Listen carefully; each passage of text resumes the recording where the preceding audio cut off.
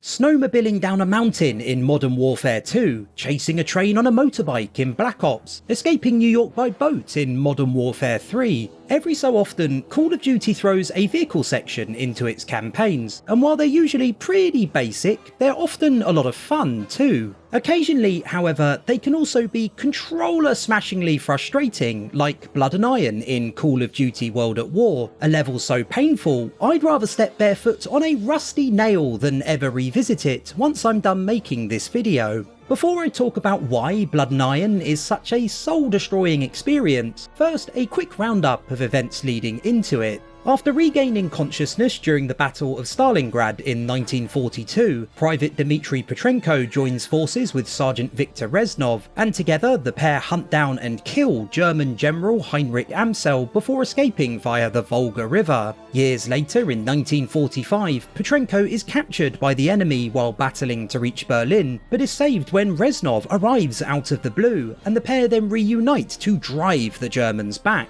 With Berlin in their sights, the duo then take to a T-34 tank to clear any remaining resistance, which is where we'll join the fray. Blood and Iron begins with Petrenko's commander, Commissar Markov, and Reznov setting the scene. Brave comrades of the 3rd Shock Army, today we lay waste to the German line, push forward to the flame station. Dimitri, ready the flamethrower. Good. Now take a closer look at those rats on the horizon. They will be the first to burn this day. After which, it's time to immediately start blasting pretty much everything in sight. That is actually Blood and Iron's first cardinal sin. In principle, there's nothing wrong with being launched directly into the action. It's the 8th mission included in World at War's campaign, and so things should be progressing at relative pace. However, in gameplay terms in this specific situation, it's not ideal at all. You've been playing for several hours by this point, with on-foot combat being the name of the game, when suddenly an entirely new concept is introduced for you to get to grips with. Sensible design would be to give you a moment or two to get accustomed to the vehicle you find yourself in. You'd drive down a road, then take out 1 or 2 ground troops with the flamethrower, and finally blow up a single enemy tank, all helping you get used to its controls. It would only take a minute or 2 max, but it would give you time to understand how the tank you're in functions. Developer Treyarch makes the bizarre decision to forego all that, and instead decides to throw everything in the kitchen sink at you right away. You'll likely have an absolutely terrible time. For starters, the T-34 is a nightmare to control, with the turn speed of a 3-legged cat and the acceleration to match. That quickly becomes a big issue too, because a lot of the time you will be shot at from everywhere without the ability to quickly respond to what is happening. That means you'll either meet your maker very quickly, or you'll be exposed to some of the worst visual clutter I've ever seen, as the sides of your screen begin to pulse red, smoke fills the air, and explosions half blind you. Even if you do manage to get to grips with how the tank controls and manage to avoid being damaged to the point where you can't actually see anything, progress will still be very slow as there's no cover to take advantage of, meaning you're discouraged from doing anything other than fleeing with your tail between your legs when the going gets tough. All you can really do is trundle away at a snail's pace while a barrage of bullets and rockets hit you directly in the arse.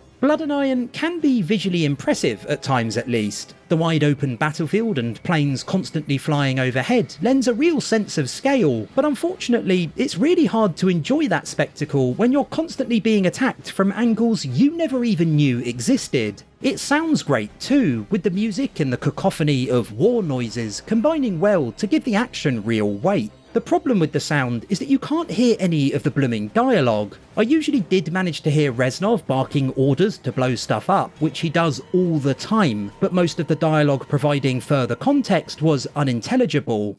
Good work, Dimitri. There will be no cry for reinforcements.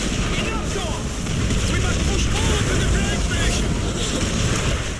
At the very start of this video, I referenced a few other Call of Duty vehicle sections, all examples I rather enjoy, and I did so with good reason. They're about as deep as a paddling pool, there's no denying that, but they work, as they're really only meant to be short, snappy sequences to provide something of a crescendo at the end of certain missions, asking little of you other than to drive in an almost straight line and shoot without ever really needing to aim. Their linearity is no big deal either, as they're really not designed with the intention of doing much more than getting your heart racing. Now, you have to give Treyarch something of a reprieve here, as all the examples I've spoken of came after World at War had been released, and so it's not like they had anything to imitate at the time, but I think it says a great deal that they never decided to attempt something like Blood and Iron a second time, opting instead to take Modern Warfare 2's Snowmobile set piece in Cliffhanger and essentially do the same in the very next Call of Duty title, except with a motorbike during Vorkuta. Blood and Iron lasts about 10 to 15 minutes, and you might be thinking that 10 to 15 minutes doesn't sound like long at all, but it feels like it goes on forever. The reason for that is that on top of dropping you right into the thick of things from the word go, Treyarch never really takes the idea of a tank level any further.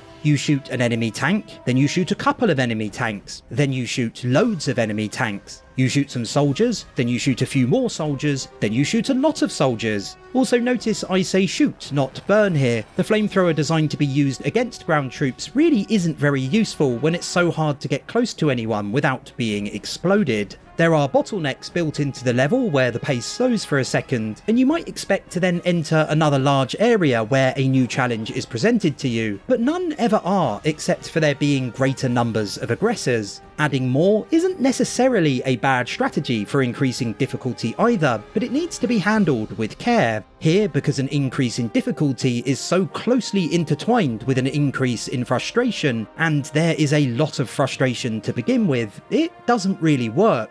You do the same thing repeatedly ad nauseum, and when that thing in question isn't particularly appealing to begin with, it's not long before feelings of boredom or irritation begin to creep in, depending on how successful you've been. I think it's fair to say that this video has been a little negative so far, but I've got to give credit where credit's due. The mission's final encounter isn't anywhere near as bad as those which precede it. Most of the problems brought up during this video are still present, the awful controls, the visual clutter, the extreme number of enemies, but the issue with there being a lack of cover is at least somewhat alleviated thanks to the area being designed so you can circle around the raised section in its middle. Driving over the top of a hill to the sight of bombers laying waste to the battalion ahead of you is a striking way to begin the encounter too. Don't get me wrong, it is by no means amazing, but the best is definitely saved till last. Once the wider area has been reduced to little more than smoking craters and burning tanks, Blood and Iron draws to a close with Petrenko and Reznov preparing to make their way to Berlin.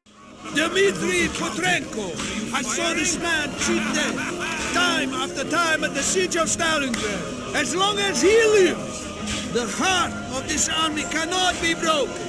He makes us all proud. When all is said and done, Blood and Iron is messy, mediocre and monotonous, and it remains one of my least favourite levels in the entire Call of Duty franchise. Driving a tank as Petrenko should have been a momentous occasion, an opportunity to exact glorious revenge on your enemy in return for them leaving Stalingrad in ruins during the campaign's early stages, but instead, it's anything but. A few playing the level might extract some value from the ordeal, but I'd wager many more will find themselves utterly infuriated by what is, to be polite, a vehicle-based balls-up. The Russian side of the game is generally very strong too, but unfortunately for about 10 to 15 minutes or so midway through its runtime, it becomes an absolute shambles. Thanks for watching the video, boys, girls and tank drivers. If you had an explosively good time, do consider liking, subscribing and sharing your thoughts, and here's hoping we'll meet again soon.